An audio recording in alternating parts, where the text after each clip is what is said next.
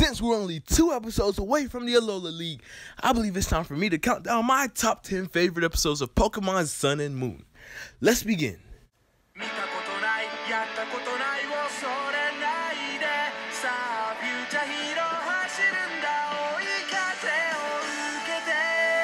Alola everyone, Treyman1 here. We're back with another Pokémon Sun and Moon anime video. And as you know, the Sun and Moon anime has been going on for 2.5 years now, and is about to come to an end later this year. So I want to go ahead, before the Alola League begins, and count down my top 10 favorite Pokemon Sun and Moon episodes. Note, these are based on my own opinions, so yeah. If you all have different opinions, or if you all want to, leave your top 10, just leave them down in the comment section down below. I would love to read them. So let's go ahead and get right into number 10. Number 10 has to go to episode 75, Some Kind of Laziness. To be honest, the whole Ula arc was simply amazing. But one episode that stood out to me the most in the Ula arc was this episode where Lycanroc overcame this berserk, rage mode that it was going through. Something that we've been seeing since the early episode 40s in the series, and we never knew what it really was or why Lycanroc was doing this. The flashback scene with Ash and Lycanroc was simply spectacular on how Ash reminded Lycanroc, even though your design changed, you're still the Pokemon who you are. And this moment right here really did help Lycanroc realize, yeah, it evolved and yes, it's a special form, but at the end of the day, it's still the same Rockruff that it once was way back in the early episodes. And because Lycanroc was able to overcome this, Tapu Bulu then challenged them to a battle, even helping Lycanroc to learn a new move. This is one of my favorite development episodes for Lycanroc in the series and in this arc. Lycanroc really did get a lot of great development in the Ula arc, and I do believe this really did show great progress in, overcoming his berserk mode. The number 9 spot goes to Run Heroes Run. This is episode 107 of the anime and a really great Kiawe focused episode. For one, this episode really does build the rivalry between Kiawe and Ash even more, and has given us the best Ash vs Kiawe battle to this date. But the true reason why I really do love this episode so much is because of the trial Kiawe went through. When Ash and all of his Pokemon were captured by Tapu Fini, Kiawe went all out on his Charizard, basically trying to get the scales from Tapu Lele and bring them back in time in order to save his friends. Which the battle between Charizard and Tapu Lele was really nice, and I really do love how Kiawe actually used Charizard for once, other than being just his ride Pokemon. We even got a little bit of backstory with Charizard using Aerial Ace with, his grandfather, and basically he ended up using the same strategies that his grandfather used way back when he was a child. Which in the end, he was rewarded the Flying Z, which I do believe was a really nice reward for Kiawe, and the Z move looked spectacular. The scene that really got me the most though was the ending where both Hapu's grandfather and Kiawe's grandfather, who both passed away, were watching Kiawe and Ash, basically just like a send-off to Kiawe, like passing of the torch with Charizard, which I really do love. And this also confirms Charizard will be used in the Alola League, which is going to be super exciting.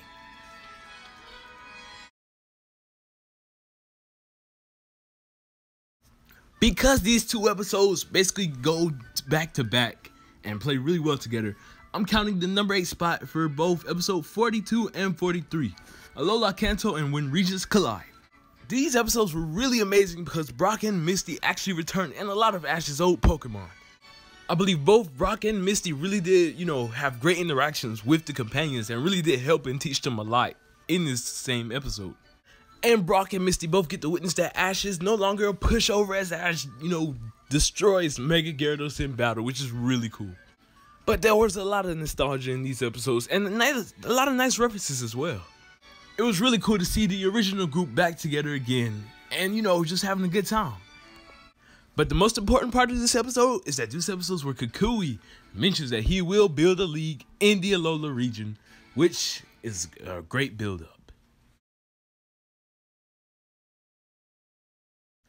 The number 7 spot has to go to Twirling with a Bang, Sun and Moon episode 78. Since episode 61, I fell in love with the concept of Ultra Guardians, and I really do like each and every episode, except maybe the Stack Attack one. That one was okay. But what makes this Ultra Guardian mission so much special is that everyone participated and everyone helped out in a way, shape, or form.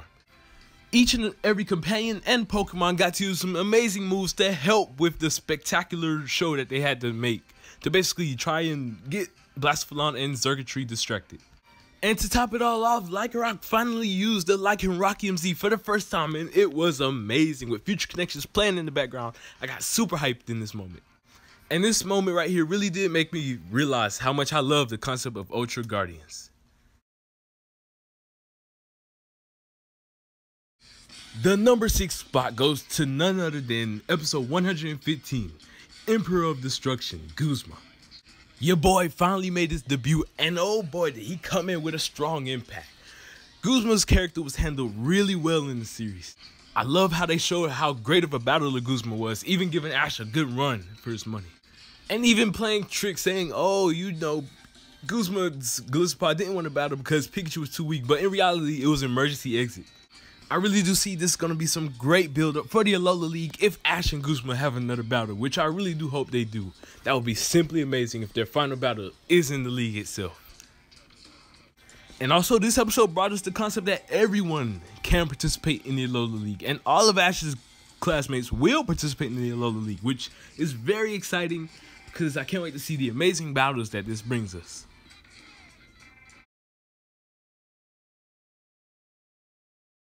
The number 5 spot goes to episode 125, Ash Encounters Beyond Time. This is one of the most wholesome episodes in the entire series, in my opinion. Ash gets sent back in time and ends up meeting a younger Kukui. And while he's back in time, he ends up having a battle with Kukui, showing the Fire Z to him, inspiring him to become a great trainer, and at the end, inspires Kukui to make the Alola League. Which is so crazy to think that all these years ago, it was Ash who inspired Kukui. This episode really does make it seem like Kukui knew he was going to meet Ash all this time, and that, you know, everything that he's been doing for Ash was to pay him back, which is so cool to think about, especially in episode 63, I believe it was, the episode where they had the first battle royale.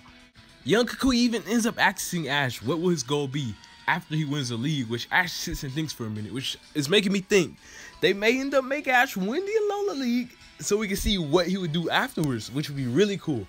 Now, this isn't promised or anything because we don't know for sure, but I really do hope that's what they were trying to go with this episode.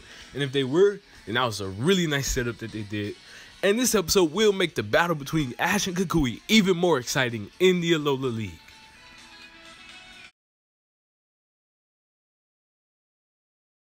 The number 4 spot goes to Sun and Moon episode 79, Showering the World with Love.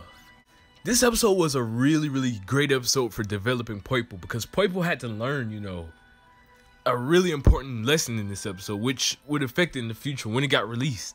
Throughout this episode, Poipole ended up meeting a meteor and becoming great friends with it. And just through this episode, I really did love the connection that Poipole and this meteor ended up building. But while this is all happening, Sophocles is feeling uneasy, and that's because Sophocles went through a similar situation that Poipole goes through in this episode, where it became really close to a meteor. But in the end, when Meteor's time was up, Sophocles had a hard time saying goodbye. Which the same thing happens here with Poipole, where when Meteor's time is up and it has to, you know, pass on, Poipole's just so confused and not understanding what's happening, having to say goodbye to his friend. And I was just like, my gosh. Me and my buddy saw this episode together, and we all were just feeling so sad after watching this episode because of how heartbreaking it was to see Poipole go through this. And even Ash, you know, trying to catch all the meteor, saying maybe we can help them, but Kukui's telling Ash, you know, this is just something that happens in life. Which Sun and Moon has tackled death a whole lot. Even in the previous episode I was just talking about, even though it wasn't tackled, they even showed that the Trevenant even died. So it's like, my gosh, Sun and Moon. But to really top this episode off, it doesn't end in a happy ending, because Rayquaza shows up. And you may think Rayquaza may be showing up, you know, to say goodbye to the meteor, but as the Pokédex states, it eats like particles, dust particles from space. So Rayquaza really just came here to get a snack, and it's just like, my gosh, you had to make it so much more darker. And it even fits why Rayquaza is here as well, because it's just doing what it does, what its Pokédex entry says, which is really heartbreaking.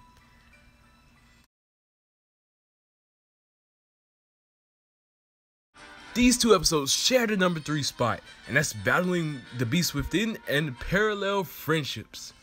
While Sun and Moon mostly is a lighthearted series, when it's time to get serious, they get serious. And oh boy, this two-parter was amazing. Ash gets sent to another world, basically where their Lola is destroyed, and ends up meeting a trainer with a Zeraora named Dia. Dia thinks Ash is just here messing around and ends up battling him, basically saying if you lose, you gotta go back home. And in this battle, this is the first time in the series, in Sun and Moon at that, Pikachu loses. At 100 episodes, it took Pikachu to lose his first battle, which shows that Pikachu was not reset this series, and I love that. At that, the first Pokemon they lost to in this series was a mythical legendary, so it just shows truly how strong Pikachu is in this series. Basically, with all the battles it went through, this is the first time it lost. But soon, Dia realizes that Ash is from a different world and ends up trying to help him get home. At the same time, Ash wants to help Dia take down Guzzlord. The training sequence was really amazing in this episodes as well. Basically, Ash helped Dia and Zeraora to grow a better bond together, which was really amazing. And we also got to see Ash and Pikachu's bond get really close too, where their eyes got in sync for a minute. I was like, oh boy, this is what I'm talking about. Ash and Pikachu finally getting in sync and everything, because, you know, Pikachu's been here with Ash for 20 years. So I'm so glad that their bond's getting much stronger like this. Ash also ends up helping Dia to come up with a strategy to take out Guzzlord. And while they are close, they don't fully make it until Tapu Koko comes in and lends them a hand, allowing them to use their Z moves. With this episode also being the first time that we hear the X and Y's Ash Greninja theme again, which is super pumping as well. Ash and Zia and Zeraora and Pikachu end up taking Guzzlord out in a very epic way. And just in these two episodes, they made Dia and Zeraora such enjoyable characters, which I would like to see again, but I don't think we will, sadly. But that's okay. These were still very great episodes at the end of the day, and I do hope Dia rebuilds his Alola. This episode right here would have been #1, but when I get to the #1 episode, I'll let you know why that episode is #1 for me. And this episode that's #2 is episode 108, Memories in the Mist. A lot of y'all may know, but Mallow is my favorite character in the series since the beginning. I loved Mallow's, happy personality, always wanting to keep her friends together and, doing stuff with her friends. I really did love Mallow's character a lot. And the episodes that she got early on were really nice. But none of those episodes compared to this one. This episode shows what happened to Mallow's mother, because we haven't been seeing her at all in the series. And it turns out that she passed away when Mallow was young. And Mallow's last words to her were really bad and hateful words, which was not good at all. And I can't believe that, this would come from Mallow of all people. We end up learning that Mallow's mother is the reason that Mallow got Serena as well. She basically caught it for her and made her her little sister, basically trying to, help Mallow cope with what's about to come, because Mallow's mother knew she didn't have much time. And because of that, she used to always apologize for, no reasons apparently. Mallow didn't understand back then. But when Hapu ends up telling them that Tapu Fini's Mist has the ability to reunite, someone with someone they lost, Mallow ends up getting really emotional about this, and Lana knows, because Lana's known Mallow for so long, basically all her life, and knows what happened, and the other characters don't even know this, which really surprises them. And Mallow doesn't want to see her mother again because of what she said the last time she saw her, but Tapu Fini ends up bringing her into the mist. And the moment that they have together, where they end up, saying thank you to each other, is really nice. Like, it was such an emotional moment. And Mallow got to finally, apologize for what happened back. Now that she's older, she understands, what was going on back then, which is so crazy that, this has happened to her. And I'm very glad that she got this moment with her mother where she got to, say thank you and to ask for forgiveness, which she does get. So it's so nice that they finally get this final moment together. And in the end of it all, Shaman appears and basically joins Mallow, which is really nice that this has happened. But to top this episode off, we also get moments with Torracat reunited with Stoutland. It's like, my gosh. The freaking episode 21 was amazing. And I will actually, talk about that soon. But this was so sad to me, and especially since Stoutland taught Torracat his final move. Stoutland was teaching Torracat moves, but it never got to teach Torracat this one, which I'm glad it finally did. And Torracat and Stoutland got their farewell. Hapu really shows how much she's grown in this episode as well, where she actually does care about her friends and tries to battle Tapu Fini, basically to get her friends free from, the mist, Tapu Fini's mist, which in the end makes her worthy enough to become a kahuna. And to finish this all off, this episode started a new basically arc where Gladion and Lily find out Mon's still alive, and that's what they're doing now. They're looking for Mon. They don't know what happened to him. So this episode was really nice development for everyone. But I gotta say, I'm really glad that, you know, this was mainly focused on Mallow and she got what she wanted. And that was to say sorry and thank you. The #1 spot goes to episode 21. One journey ends, another begins. First off, I just want to give credit to both episode 7 and episode 16 for building up to this moment. Where in episode 7, Ash met Litten for real, like finally got to officially meet this Litten and get to know about, you know, it was taking care of Stoutland and what was going on with Litten. In episode 16 as well, because we got to learn more about Litten, how his personality, and just everything about it. And we got to see, like, you know, Stoutland was actually getting old. It was like a really older Stoutland. These episodes really did build up to these. And I remember when I was watching Sun and Moon early on, I was like, Ash, catch the Litten in episode 7. Yeah, Ash, why didn't you catch the Litten in episode 16? But now I understand what the anime was trying to do. This episode is unlike any other Pokemon episode in my opinion, where it's like just so sad and heartbreaking, especially to think that this was in Sun and Moon, because the episodes before this one were all kind of joyous, happy episodes, making, you know, Sun and Moon's theme was like a happy, joyous theme. But this episode showed us that Sun and Moon can have some really dark plots. And what really hurts through watching this episode is the symbolism of the tree. As each leaf falls off the tree, you know, we can tell we're getting closer and closer to Stoutland's death, and that's just so heartbreaking. And I even love how Ash, you know, was so willing to help Litten and Stoutland because it wanted the best for both of them. You know, coming and giving them berries and stuff like that, carrying Stoutland to the Pokemon Center, even though it was like, you know, kind of big, and he even realized how light it actually was. You could tell it was getting really ill. And a Pokemon I really got to give props to in this episode is Meowth. Where Team Rocket were just here, you know, trying to catch Pikachu, do their usual.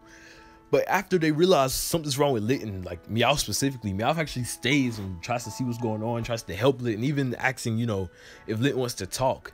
It's funny too, because a few episodes earlier they were fighting and stuff, but Meowth actually realizes, you know, what Litten was going through, and I like the sympathy that Meowth had for Litten.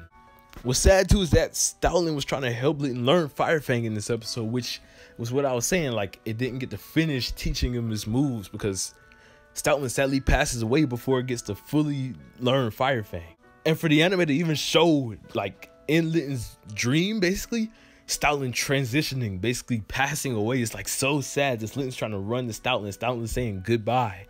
What was really crazy too was Alola, like the environment. Alola has been all like bright colors and happy, but this episode, everything was so dark and dull. They had the Meowth song playing in the background and everything. It was just so sad.